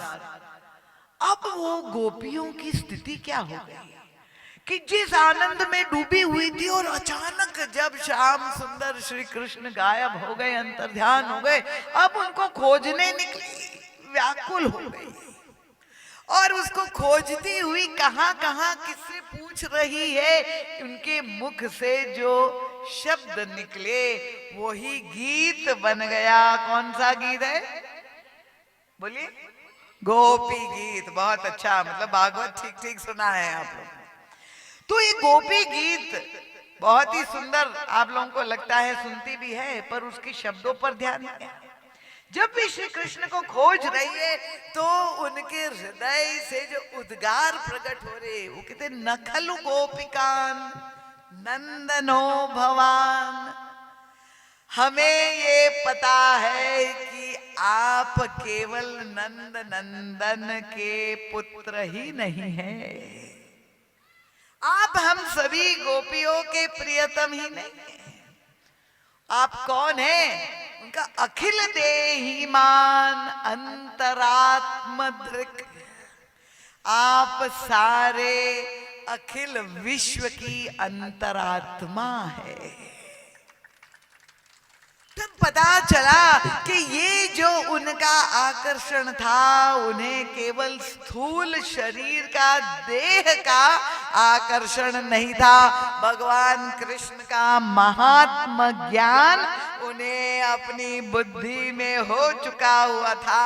ये जो उनकी भक्ति थी वो जाने हुए विश्वास के ऊपर वह भक्ति स्थापित हुई थी, और इसलिए उनकी जो अनुरक्ति थी, जो प्रीति थी कृष्ण के प्रति, वो सुदृढ़ थी, वो विश्वास युक्त थी। तो ये जो महात्मा ज्ञान, अब देखिए महाराज जी तो कहते केवल कृष्ण ही सुंदर नहीं थे, वो तो श्याम सुंदर कहते, पर राम भी तो सुंदर थे। और भगवान श्री राम का तो सौंदर्य इतना अद्भुत था, भुवन मोहन सौंदर्य के, मनुष्य की बात क्या, राक्षस भी उनको देख करके सम्मोहित हो जाते। और श्रृंगार की बात तो छोड़ दीजिए, जब वे बनवासी वेश में थे उस समय का जो प्रसंग आता है कि वहां भी एक देवी दिखाई देती है, जो श्याम भगवान श्री राम सुंदर को देख करके सम्मोहित हो गई। कौन है वो? देखिए, सबको बताने की जरूरत ही नहीं है, सब लोगों को ये बिल्कुल अच्छा है, आप लोगों ने अपना होमवर्क बिल्कुल पक्का किया हुआ। अब शूर्पणखा भी भगवान श्री राम को देख करके आकर्षित, सम्मोहित हो गई, और जब उन्होंने देखा तो उनको प्राप्त करने की इच्छा हो गई। पर क्या उसको पद्धति मालूम थी भगवान को प्राप्त करने के लिए क्या गुण होने चाहिए? देखिए, यहीं पर भक्ति तत्व, विश्वास और श्रद्धा का रूप आता है। उसको तो यही लगा कि ये परम सुंदर है और किसी सुंदर को ही पसंद करेंगे, और तब उसने क्या की, वो राक्षसी थी, परम कुरूप थी, इसलिए क्या किया उसने, न रुचिर रूप धरी प्रभु पाई, और बोली वचन बहुत मुस्काई। इतना मीठी वाणी में मुस्कान करते हुए उन्होंने प्रस्ताव कर दिया, तुम सम पुरुष नमो सम नारी, या संजोग विधि रचा विचार। हम कहते शायद उस दिन 14 फरवरी ही रही होगी। प्रस्ताव कर दिया, तो क्या ये शूर्पणखा अगर कोई भगवान को पाना चाहे, देखिए हमारे पास समय नहीं है इसलिए सूत्र में मैं आपको बात कर रहा हूं, क्योंकि आप जानते हैं अंत में क्या हुआ कि शूर्पणखा का नाक कान काट दिया। तो अगर कोई भगवान के सौंदर्य को देख करके प्रसन्न हो, उनके हृदय में उनको पाने की इच्छा हो, तो क्या उनको दंडित करना चाहिए? क्या नाक कान काटना चाहिए?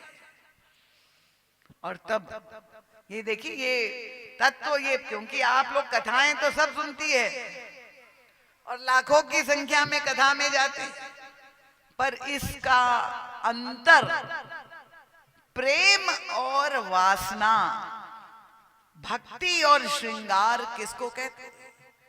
और आप लोग तो भारतीय है, विदेशी लोग तो नहीं समझते। एक देवी आई थी भारत विदेश से, जर्मनी से, और वो एक चित्र बना रही थी, चलचित्र तुलसीदास जी पर।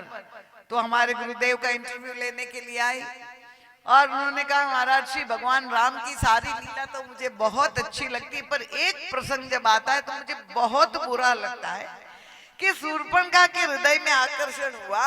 उन्होंने प्रस्ताव किया भगवान राम के सामने, उसमें कौन सी ऐसी गलती उसने कर दी कि भगवान राम ने उसका नाक कान काट डाला। अब वो पाश्चात्य संस्कार। इसीलिए मैं आपसे कहती हूं कि ये कथा के द्वारा हम जो सुनते हैं, भारतीयता, सनातन धर्म का संस्कार, प्रेम तो हमारे लिए भगवान का स्वरूप है, पर प्रेम किसको कहते हैं पहले ये तो समझना पड़ेगा। प्रीति बिना नहीं भगति दृढ़ाई, प्रेम की बात तो सारे शास्त्र कहते हैं, पर प्रेम का स्वरूप क्या है? बहिरंग आकर्षण, शारीरिक आकर्षण देख करके और सुख पाने की इच्छा की वृत्ति से अगर दो व्यक्ति मिलते हैं, क्या उसको प्रेम कहते हैं? उसको क्या कहते हैं? वो तो केवल वासना है। व्यक्ति के अंदर काम वासना सहज रूप से मन का स्वभाव है, और शूर्पणखा वासनातुर थी। वो कैसे पता चला? क्योंकि भगवान श्री राम ने तो बड़े मीठे ढंग से उत्तर दिया। किशोरी जी बाजू में बैठी हुई थी, उनकी प्राणेश्वरी, उनकी ओर देख के उनका सीतई चितई कही ते ही बाता अहि कुमार मोर लघु भ्राता। लक्ष्मण जी दूरी पर बैठे थे, प्रभु ने उनकी ओर दृष्टि प्रभु श्री किशोर जी से तो उनके सौंदर्य से तो हटती नहीं, अपलक नयनों से प्रभु अपनी जो है प्रीतमा का दर्शन करते रहते, क्योंकि वो तो भक्ति का सौंदर्य है, वही तो उन्हें आकर्षित करता है प्रभु को। तो प्रभु ने कहा कि वो कई तरह से संकेत थे कि देवी, इनको देखने के बाद भी तुम अपने को सुंदर मानती हो, क्योंकि सौंदर्य तो उन्हीं का मुझे आकर्षित कर रहा है, मैं तो उन्हीं का हो चुका हूँ। कई अर्थ ले सकते हैं संकेत में। और उनका मेरा छोटा भाई कुमार है। जैसे ही प्रभु ने कहा, शूर्पणखा तुरंत वहां से उधर चली गई और उनके सामने भी ये कह दिया, तुम सम पुरुष नमो सम नारी। तो क्या उसको प्रेम कह सकते? प्रेम का एक गुण है अनन्यता। अगर उसमें वास्तव में प्रीति होती तो वो भगवान को कहते कि नहीं, जो भी हो कैसे भी हो, आप, मेरा हृदय आपसे अनुरक्त हो चुका है, मैं आप ही को पाना चाहती हूं, मैं और किसी के पास नहीं जाऊंगी। पर ये तो थी वासना, और वासनातुर व्यक्ति दूसरे को उसने दिखा दिया। महाराज जी ने कहा परख हो गई कि वासनातुर व्यक्ति में बड़ा भाई भी चल सकता है, छोटा भाई भी चल सकता है। हमारी कामना पूरी होनी चाहिए। ये वासना का नग्न रूप है। तो उसे ये महात्म ज्ञान नहीं था। भगवान श्री राम ने कहा मुझे पाने का एक ही उपाय है। गत कल कथा के अंत में मैंने कहा था, निर्मल मन जन सो मोहि पावा, मोहि कपट छल छिद्र। पर ये तो कपट वेश बना के गई। आप अपनी कन्या का विवाह करने के लिए कोई जो है योग्य वर खोजें तो आप योग्यताएं खोजेंगे नहीं, क्या क्या उसमें गुण होने चाहिए। तो ईश्वर को पाना है तो पहले हमें ये ज्ञान तो होना चाहिए कि कैसे वो मिलेंगे, उनसे कैसे संबंध होगा, कैसे हमें वो स्वीकार करेंगे।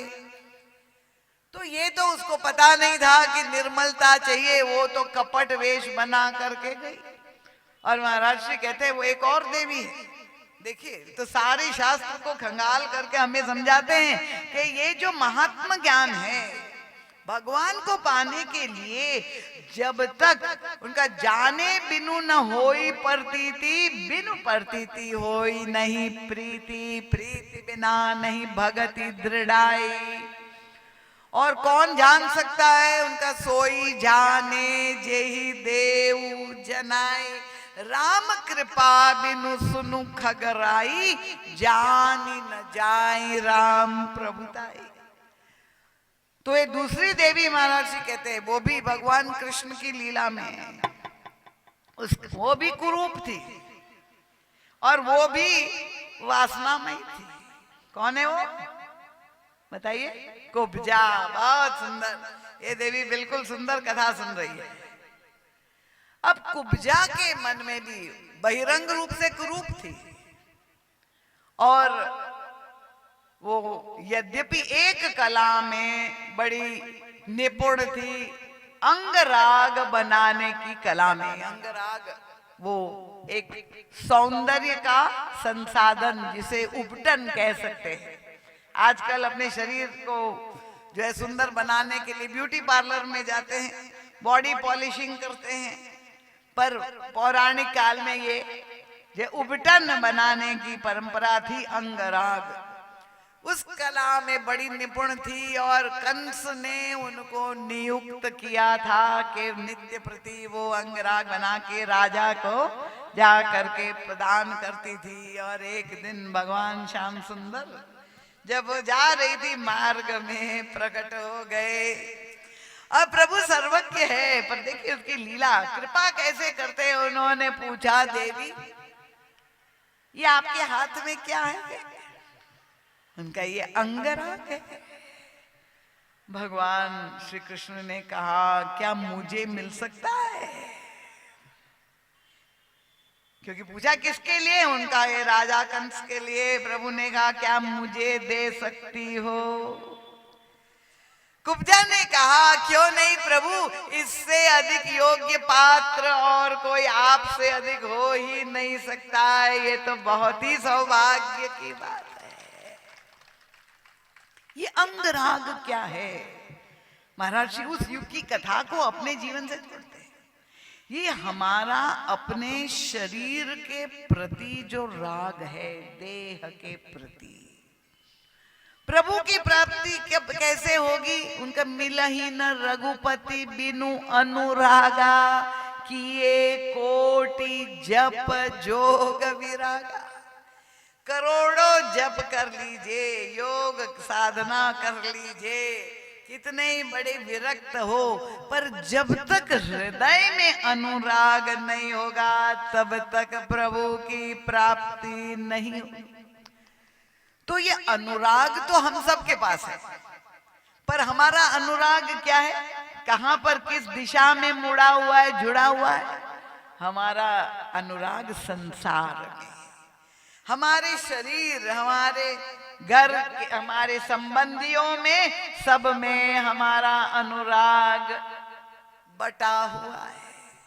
प्रभु मांग रहे हैं कि क्या तुम मुझे वो अनुराग दे सकती हो, जो तुम्हारा अनुराग अपने पति के प्रति, पुत्र के प्रति, जननी जनक बंधु सुत दारा तन धन भवन सुहृद परिवार है कि नहीं? अनुराग 10 दिशा में ये बटा हुआ है। प्रभु मांग रहे हैं कुब्जा से, क्या मुझे ये अनुराग दोगे? तो भगवान तो हम सबसे मांगते हैं, केवल उस युग में नहीं। प्रभु ने तो धोबी से भी मांगा, वो कपड़े धो के जा रहा था कंस के। प्रभु ने कहा, ये इतने सुंदर वस्त्र है, धोबी से कहा मुझे दोगे?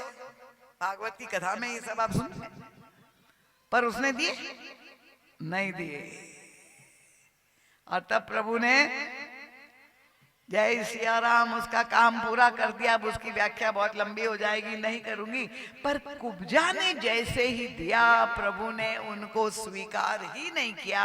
उसकी जो वासना की वृत्ति थी, प्रभु ने उसको संतुष्ट भी किया, और संतुष्ट ही नहीं किया, उसको परम सुंदर बना दिया, उसकी कुरूपता नष्ट कर दी। तो प्रभु ने वो वासनामयी कुब्जा के स्वीकार कर लिया, और भगवान श्री राम ने शूर्पणखा वासनामयी थी, उसको अस्वीकार करके कुरूप बना दिया। एक कुरूप थी, उसको सुंदर बना दिया। देखिए, एक ही ईश्वर अवतार अलग अलग युगों में, पर क्यों अंतर हो गया?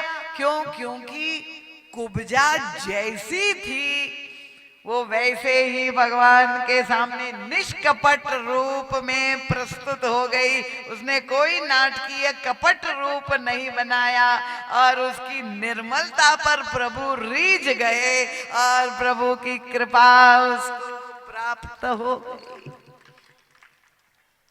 तो शूर्पणखा के अंदर जो वृत्ति है ना, उसको महात्म ज्ञान है।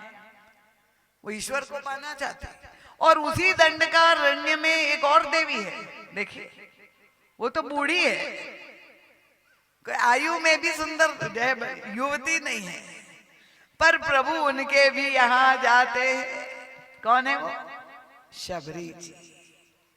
और शबरी के पास जब प्रभु पहुंचते हैं तो देखिए धन्य है वो, तो अपने आप में कितना दैन्य अनुभव कर रही। कई विधि स्तुति करऊ तुम्हारी अधम जाति में, जड़ मति भारी, अधम ते अधम अधम अति नारी। प्रभु मैं कैसे आपका स्वागत करूं, कोई सामर्थ्य नहीं, कोई योग्यता नहीं, जाति की दृष्टि से कोई वैशिष्ट्य नहीं, पर वह शबरी को महात्म ज्ञान है, क्योंकि गुरुदेव ने कहा था कि एक दिन राम आएंगे तुम्हारे पास, और इसलिए वो प्रभु के चरणों में समर्पित हो जाती। तो सातों महात्म ज्ञान पूर्वम, ये विश्वास, जब प्रभु का महात्म ज्ञान, अब सती जी के संदर्भ में अगर हम देखें कि भगवान प्रकट हुए उससे पहले भगवान की कथा, ये जो आप सुन रहे हैं क्या है? ये भगवान का महात्म ज्ञान है। कथा के द्वारा ही तो आपको ज्ञान मिल रहा है। तो महात्म ज्ञान उनको भी सुलभ था, पर उन्होंने कथा सुनी नहीं, और इसीलिए वो विश्वास, क्योंकि भगवान शंकर घनीभूत विश्वास का प्रतीक है, वो पति रूप में उन्हें प्राप्त है, वो उनको समझा रहे बार बार, पर वो विश्वास पर ही विश्वास नहीं रह गया, इसीलिए इतना दुख पाई। तो ये जो क्रम है, ये जो साधना है, श्रद्धा और विश्वास, ये दोनों जब तक हमारे अंतःकरण में नहीं होंगे, वह दृष्टि जब तक भगवान शंकर और पार्वती कृपा नहीं करेंगे, तब तक ये स्वांतस्थ ईश्वर की साक्ष अनुभूति हमें प्राप्त नहीं होगी। इसलिए गोस्वामी तुलसीदास जी महाराज पहले भगवान शंकर को इतना महत्व देकर, इतना नमन करते हुए प्रार्थना विनती करते कि हे भगवान शंकर और हे देवी पार्वती, आप हमारे अंतःकरण में वह दिव्य दृष्टि हमें दे दीजिए, कृपा, क्योंकि राम कृपा बिनु सुनु रघुराई, जाय न जाय राम प्रभु दाता। यह प्रभु का प्रभाव, उनका ऐश्वर्य जब तक नहीं देखेंगे, क्योंकि आगे चलकर वो परीक्षा भी लेने चली गई, और तब निज प्रभाव कछु प्रगति जनावा, भगवान राम ने अपना प्रभाव भी उसको जनाया सती जी को। जब वो परीक्षा लेने सीता जी का रूप लेकर चली गई, पर वो प्रभाव देखने के बाद भी आंख मूंद करके बैठ गई। जो सत्य को देखना नहीं चाहता है, क्या आप उसको बदल सकते? संभव नहीं है। और तब वो असत्य भाषण, तो जो भगवान ऐसे गुरु को प्राप्त करके भी जिसका उद्धार नहीं हुआ, ऐसे पति को प्राप्त करके भी, भगवान राम का दर्शन प्राप्त करके भी जो वंचित रह गया, तो अंत में उनकी गति यही हुई। पर अपना शरीर समाप्त करने से पहले यह संकल्प उन्होंने लिया कि ये बार बार मेरे पतिदेव मुझे समझा रहे हैं, मुझे रोक रहे हैं, पर ये मैं नहीं समझ पा रही हूं, इसलिए जो दोष है मेरे में वो धातुगत दोष है। देखिए, दो प्रकार के दोष, आप लोग बर्तन धोते होंगे रोज, अगर उसमें गंदगी है तो आप अपना डिटर्जेंट लेके अच्छे से साफ करें, पर अगर मान लो आप बर्तन पीतल का, कांसे का बाजार से ले आए हैं और उसमें धातुगत ही दोष हो, मिलावट हो उस धातु में, स्टील के बर्तन आप लोग आजकल तो वो स्टील की जगह लोहा ही हो और वो जल्दी जंग खा जाए, तो आप कितना ही घिसे उसको, पर वो दोष हटे नहीं हटेगा, क्योंकि वो धातु में, बनावट में है। तो सती जी ने ये समझ लिया कि मेरे जीवन में जो विकार है वो धातुगत है, वो दक्ष का संस्कार जो मेरे रक्त में है वो मिट नहीं रहा है। इतनी बार भगवान शंकर करुणा करके समझा रहे, और इसलिए निर्णय कर लिया कि ये शरीर अब दक्ष की पुत्री नहीं, भले मैं पत्थर की बेटी बनूं, पर ये शरीर मैं नहीं रखूंगी, अपने शरीर को समाप्त कर देती है।